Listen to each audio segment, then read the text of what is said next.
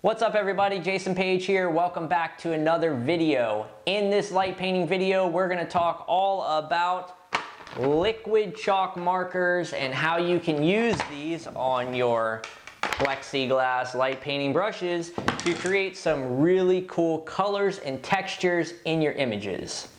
There are endless ways to color your plexiglass. You can use a screw-on color filter like the ones here, light painting brushes. You can add some gels in front of your light before you put it in the universal connector. You can use one of Frank's RGB lights that are built-in color changing lights.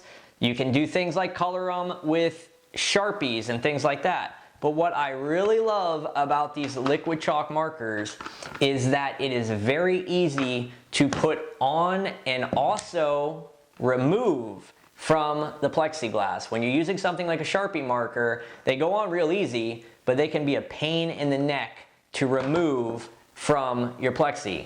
With these liquid chalk markers, they are meant to be erasable, so they're really easy to remove from the plexiglass. In this video, I'm just going to go over the two most basic ways to color your plexiglass, and that is coloring the face of it or the edge of it. If you only color the face of the plexi, it is going to give you a much different result than if you only color the edge of the plexi. Again, there's no reason you can't color the edge and the face and use a screw-on color filter and use the gel and use a color changing flashlight and just go nuts with it. But this is just the very basics that I'm going to show you here. Along the edge of the plexi is where most of the light leaves the plexiglass. So if you color along the edge of the plexi, whatever color that you put along the edge here is the color that you will see in your final image. For example, if you were to take just a blue and green, right? So you go blue all the way around the edge and then maybe green on the other side, you're gonna see a lot of blue and green in your image, as opposed to using more ink and coloring the entire face one side blue and the entire face one side green. What's gonna happen is you're still gonna have a lot of white in your image because most of the light leaving the plexiglass along the edges are going to be white. The flashlight that I'm using to create all the images I'm going to show you is the Soonfire MX66 flashlight. This is kind of like the new upgraded version of the Soonfire DS30 or 31 flashlight. I've had a lot of people ask me recently, what lights do I recommend? And this is definitely one that I can recommend. I'm not sponsored by them in any way. I don't get anything out of this whatsoever, but it's a workhorse light. It doesn't have a ton of different features or anything. I think it has 4 different power settings and it tops out at 1050 lumens, but it's one that I use in most of my light painting work, and it is affordable and it's been a very reliable light for me. If you guys want to check that out, again, link down below. I'll put it linked to Amazon. That's where I get mine from, so I'll put that down below.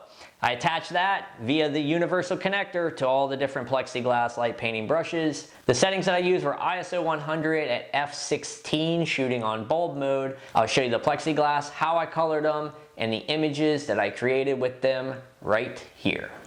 The first one here, I'm just coloring the face of the plexi. I'm doing one side green and then the other side blue. I'm leaving the edge completely clean, so I've got white light shining out the edge of the plexi, getting hints of blue and green throughout the image. Just want to show you how I hold the plexi. I like to hold the plexiglass right here at the universal connector. That way I've got a good grip on both the plexi and the light, and I can wave this thing around like crazy.